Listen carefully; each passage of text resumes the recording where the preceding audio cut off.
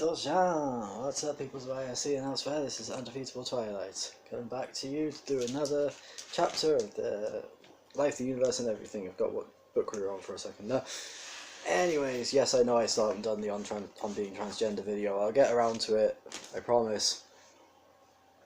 Okay, where are we? Chapter 16. Nothing is lost forever, said Slatty Bartfast, his face flickering redly in the light of the candle which the robot waiter was trying to take away, except for the Cathedral of Calism. The what? Said Arthur with a start. The Cathedral of Calism, repeated Slatty Bartfast. It was during the course of my researches at the campaign for real time that I... The what? Said Arthur again. The old man paused and gathered his thoughts for what he hoped would be one last onslaught on this story. The robot waiter moved through the space-time matrices in a way which spectacularly combined the surly with the obsequious, made a snatch for the candle and got it. They had had the bill, had argued convincingly about who had had the cannelloni and how many bottles of wine they had had, and, as Arthur had been dimly aware, had thereby successfully manoeuvred the ship out of subjective space and into parking orbit round a strange planet. The waiter was now anxious to complete his part of the charade and clear the bistro. All will become clear, said Slatty Bartfast. When? In a minute. Listen. The time streams are now very polluted. There's a lot of muck floating about in them, flotsam and jetsam, and more of it is now being regurgitated into the physical world. Eddies in the space-time continuum, you see. So I hear, said Arthur. Look, where are we going? Said Ford, pushing his chair back from the table with impatience, because I'm eager to get there. We are going, said Slatty Bartfast in a slow, measured voice, to try to prevent the war robots of Cricket from regaining the whole of the key they need to unlock the planet of Cricket from the slow-time envelope and release the rest of their army and their mad masters. It's just, said Ford, that you mentioned a party. I did, said Slatty Bartfast and hung his head. He realised that it had been a mistake, because the idea seemed to exercise a strange and unhealthy fascination on the mind of Ford Prefect. The more that Slatty Bartfast unravelled the dark and tragic story of Cricket and its people, the more Ford Prefect wanted to drink a lot and dance with girls. The old man felt that he should not have mentioned the party until he absolutely had to, but there it was, the fact was out, and Ford Prefect had attached himself to it the way an Arcturan megaleech attaches itself to its victim before biting his head off and making off with his spaceship. When, said Ford eagerly, do we get there? When I finish telling you why we have to go there. I know why I'm going, said Ford, and leaned back, sticking his hands behind his head. He gave one of his smiles which made people twitch. Slatty Bartfast had hoped for an easy retirement. He had been planning to learn to play the octafental hebephone, a pleasantly futile task, he knew, because he had the wrong number of mouths. He had also been planning to write an eccentric and relentlessly inaccurate monograph on the subject of equatorial fjords, in order to set the record wrong about one or two matters he saw as important. Instead, he had somehow got talked into doing some part-time work for the campaign for real time, and had started to take it all seriously for the first time in his life. As a result, he now found himself spending his fast-declining years combating evil and trying to save the galaxy. He found it exhausting work, and sighed heavily. Listen, he said. At Camp Tim... What? Said Arthur.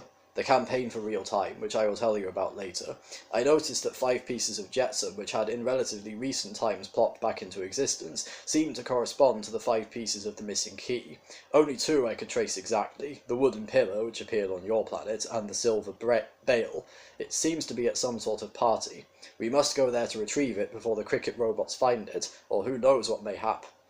No, said Ford firmly, we must go to the party in order to drink a lot and dance with girls. But haven't you understood everything Yes, said Ford with a sudden and unexpected fierceness.